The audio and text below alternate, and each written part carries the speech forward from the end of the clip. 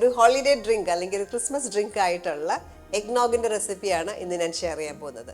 ഞാൻ Mahima Simon. Welcome to Mahima's cooking class. Eggnog ഉണ്ടാക്കാനായിട്ട് നമുക്ക് ആദ്യം ചെയ്യേണ്ടത് മുട്ടയൊന്ന് സെപ്പറേറ്റ് ചെയ്തെടുക്കണം. വെള്ളയും യെല്ലോയും ഭാഗവും കൂടെ രണ്ടാക്കി എടുക്കാം.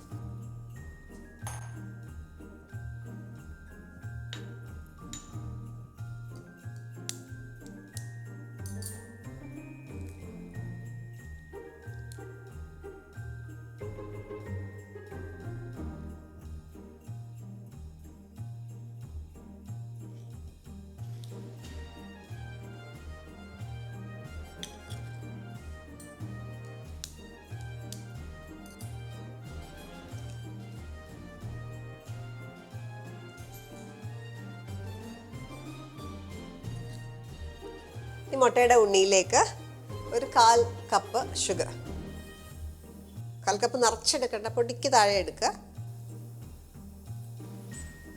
ഇത് രണ്ടും കൂടെ മിക്സ് ചെയ്ത് റെഡിയാക്കി വെക്കുക. അടുത്തായിട്ട് നമുക്ക് പാലും ക്രീമും കൂടെ ചൂടാക്കാം. 1 കപ്പ് പാല്, 250 ml മിൽക്ക്,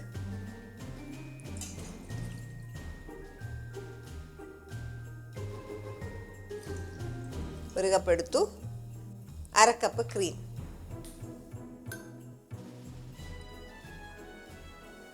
1/2 കപ്പ് ക്രീം. ഇത് രണ്ടും കൂടെ ചൂടാക്കാം. ഇപ്പം ചൂടാക്കുമ്പോൾ ശ്രദ്ധിക്കേണ്ടത് തിളയ്ക്കാൻ പാടില്ല, നന്നായിട്ട് ചൂടായാൽ മാത്രം മതി. ഇത് ചെറിയ ഫ്ലെയിമിൽ ചൂടാകുന്ന സമയം കൊണ്ട് നമുക്ക് മുട്ടയുടെ ഉണ്ണിയും ഷുഗറും കൂടെ ഒന്ന് ബീറ്റ് ചെയ്തെടുക്കുക. വായ വിസ്ക് ഉപയോഗിച്ച് നന്നായിട്ടൊന്ന് മിക്സ് ചെയ്യുക.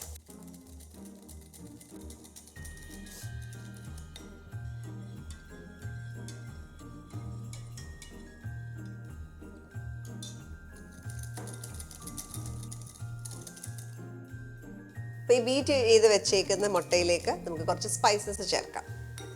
ഞാൻ ചേർക്കുന്നത് നട്ട്മെഗ് ആണ്. നട്ട്മെഗും സിനമണും ആണ്.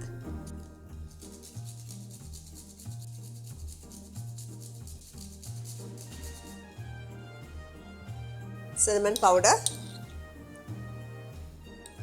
ഒരു 1/2 ടീസ്പൂൺ ചേർത്ത്.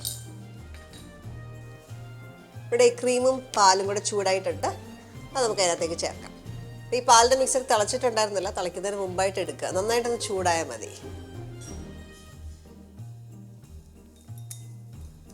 മുട്ടയിലേക്ക് ചേർക്കുമ്പോൾ കുറേശ്ശെ കുറേശ്ശെ ചേർക്കുക.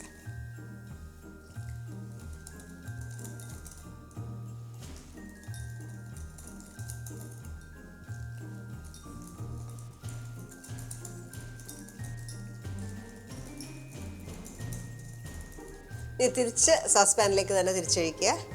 വീണ്ടും കുക്ക് ചെയ്യുക.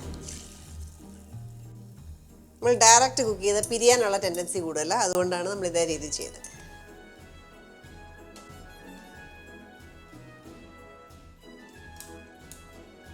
മുട്ട ഇട്ട ശേഷമുള്ള കുക്കിംഗ് എപ്പോഴും ശ്രദ്ധിക്കുക. ചെറിയ ടെമ്പറേച്ചറിൽ, ചെറിയ ചൂടിൽ വേണം കുക്ക് ചെയ്യാനായിട്ട്. ഇതിട്ട് തിളയ്ക്കാൻ പാടില്ല, നന്നായിട്ട് തിക്കാവും. ഫുൾ ടൈം ഇളക്കിക്കൊണ്ടേ ഇരിക്കുക, കണ്ടിന്യൂസ് ആയിട്ട് ഇളക്കിക്കൊണ്ടേ ഇരിക്കുക. അപ്പം നോക്കിയാൽ കസ്റ്റർഡ് തിക്കായിട്ടുണ്ട്. ഈ ഒരു ടെക്സ്റ്റ് ഇപ്പോൾ ഓഫ് ചെയ്യാം. നമ്മുടെ സ്പൂണിൻ്റെ ബാക്കിൽ കോട്ടിടാവുന്നൊരു പരുവം ഇതേപോലെ വന്നു കഴിയുമ്പോൾ അത് കുക്ക്ഡ് ആയിട്ടുണ്ടാവും. മുട്ട കുക്കും ആയിട്ടുണ്ട്. കസ്റ്റർഡ് ആവശ്യത്തിന് തിക്കായി. എപ്പോഴും ഓർക്കുക, ഇരിക്കുമ്പോൾ നമ്മൾ ഫ്രിഡ്ജ് വെച്ച് ചില്ല് ചെയ്യുമ്പോഴത്തേക്ക് ഒന്നുകൂടെ തിക്കാവും. അത്യാവശ്യം ഒന്ന് തിക്കാകുമ്പോഴത്തേക്ക് എടുക്കുക. ഇപ്പം ആറുന്ന വരെ ഒന്ന് ഇളക്കുക. ചൂട് അറിയിക്കണം, അല്ലെങ്കിൽ ഐസിൻ്റെ മേലെ വെച്ചിട്ട് പെട്ടെന്ന് കൂളാക്കി എടുക്കുക. കൂളാകുന്ന നേരം നമുക്കൊന്ന് വെയിറ്റ് ചെയ്യാം. ഇപ്പോൾ കുറച്ച് നേരം ചില്ല് ചെയ്തു. ഇപ്പോൾ നല്ല തിക്കായി. ഐസിൻ്റെ പുറത്ത് വെച്ച് തണുപ്പിച്ചേക്കുമായിരുന്നു. ഇനി ഇതിനകത്തേക്ക് വാനില എസൻസ് ഒഴിക്കാം. ഒരു 1/2 teaspoon vanilla essence. Vanilla essence ഒഴിച്ചു. ഇപ്പം കണ്ടു കഴിഞ്ഞാൽ അറിയാം, നല്ല തിക്കാണ്. ഈ ഒരു കൺസിസ്റ്റൻസിയാണ് ഇപ്പോൾ കിട്ടിയേക്കുന്നത്. ഇനി നമുക്കിതിനകത്തേക്ക് ചേർക്കാനുള്ളത് ഏതെങ്കിലും ആൽക്കഹോൾ ഉപയോഗിക്കാം.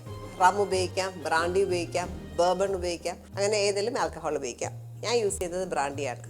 അപ്പോൾ ഇത് യൂസ് ചെയ്യാതെ നമുക്ക് എഗ്നോഗ് ഉണ്ടാക്കാം. ട്രഡീഷണലി ഇത് ചേർത്തിട്ടാണ് ഉണ്ടാക്കുക. ഒരു 1/4 കപ്പിൻ്റെ പകുതി മതി കുറച്ച് ആൽക്കഹോൾ. നമ്മുടെ ഇഷ്ടം അനുസരിച്ച് കൂട്ടുകയോ കുറയ്ക്കുകയൊക്കെ ചെയ്യാം. ഞാനിപ്പം 1/8 കപ്പ് ബ്രാൻഡി ചേർത്തു. മിക്സ് ചെയ്യുക. ബ്രാൻഡി ചേർക്കുമ്പോൾ ഒന്ന് അയയും ചെറുതായിട്ടൊന്ന് ലൂസാവും. എപ്പോഴും ഇത് അരിച്ചെടുക്കുന്നത് നന്നാവും.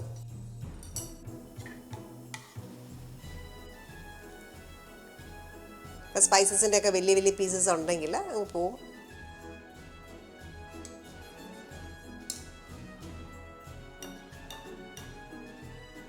മാത്രമല്ല ചിലപ്പോൾ മുട്ടയുടെ ചെറിയ കുക്ക്ഡ് എഗ്ഗ് വല്ലതും ഉണ്ടെങ്കിൽ അതിൻ്റെ ഒരു ചെറിയൊരു കട്ടയൊക്കെ ഉണ്ടെങ്കിൽ എപ്പോഴും സേഫ് ഒന്ന് അരിച്ചെടുക്കുന്നത്.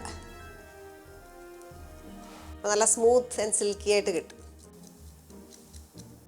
വേണ്ട സ്പൈസസിൻ്റെ എല്ലാം നന്നായിട്ടുണ്ട്.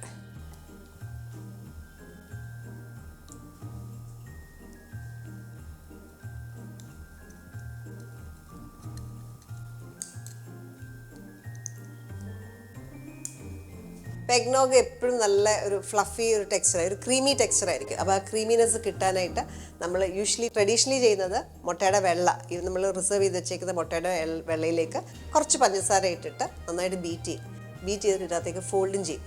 അപ്പോൾ പേഴ്സണലി എനിക്ക് അത് ഇഷ്ടമല്ലാത്തതുകൊണ്ട് ഞാനത് വിപ്പിംഗ് ക്രീം വെച്ചിട്ട് സബ്സ്റ്റിറ്റ്യൂട്ട് ചെയ്യുകയാണ്. വിപ്പിംഗ് ക്രീം ഒരു 1/3 കപ്പാണ് എടുത്തേക്കുന്നത്. അതൊന്ന് ബീറ്റ് ചെയ്തെടുക്കാം. മുട്ടയുടെ വെള്ളം ഉപയോഗിക്കേണ്ടവർക്ക് അങ്ങനെ ഉപയോഗിക്കാം. മുട്ടയുടെ വെള്ളം തന്നെ ബീറ്റ് ചെയ്ത് ചേർക്കാം. ഞാൻ അതിന് പകരം വിപ്പിംഗ് ക്രീം ചേർക്കുക. ഒന്ന് ബീറ്റ് ചെയ്ത് ചേർക്കാം.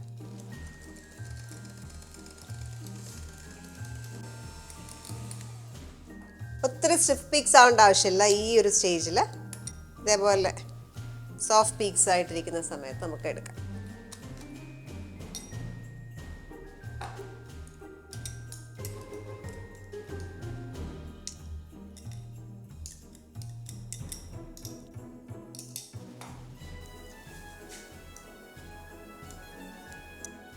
അതൊക്കെ അങ്ങ് മിക്സ് ചെയ്യുക.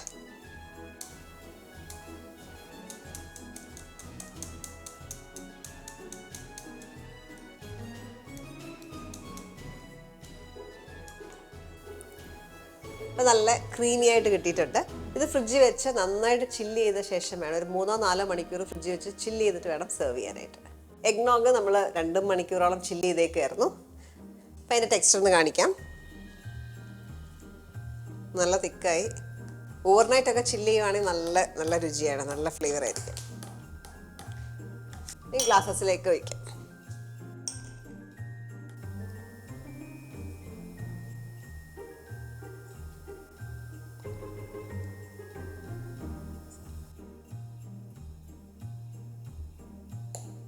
സെർവ് ചെയ്യുമ്പോൾ നമ്മൾ കുറച്ച് സിനമണിൻ്റെ പൊടി അല്ലെങ്കിൽ പട്ടയുടെ പൊടി അല്ലെങ്കിൽ ജാതിക്ക ഒന്ന് ചരണ്ടീൻ്റെ പുറത്തേക്ക് ഇടാം.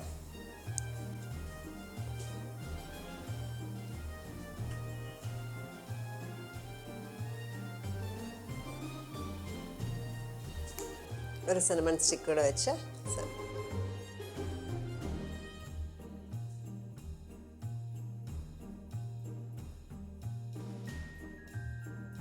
ഈ ക്രിസ്മസിന് എല്ലാവരും ഈ റെസിപ്പി ട്രൈ ചെയ്ത് നോക്കുക. പിന്നെ ടേസ്റ്റ് എന്ന് പറഞ്ഞാൽ നല്ലൊരു കസ്റ്റേർഡ് കുടിക്കുന്ന പോലെ അതിനകത്ത് സ്പൈസസും ഒക്കെ ചേർത്ത് ആ ഒരു ടേസ്റ്റാണ് ഇതിന് വരിക. നല്ലൊരു ടേസ്റ്റിയാണ്. സ്പൈസസിന് നട്ട്മെഗിൻ്റെയും സിനമണിൻ്റെയും ഫ്ലേവറൊക്കെയാണ് മുമ്പിൽ നിൽക്കുക. ട്രൈ ചെയ്ത് നോക്കുക, എന്നിട്ട് നിങ്ങളുടെ ഫീഡ്ബാക്ക് അറിയിക്കുക. അടുത്ത വീഡിയോയിൽ നമുക്ക് വീണ്ടും കാണാം. Thank you for watching Mahima's cooking class.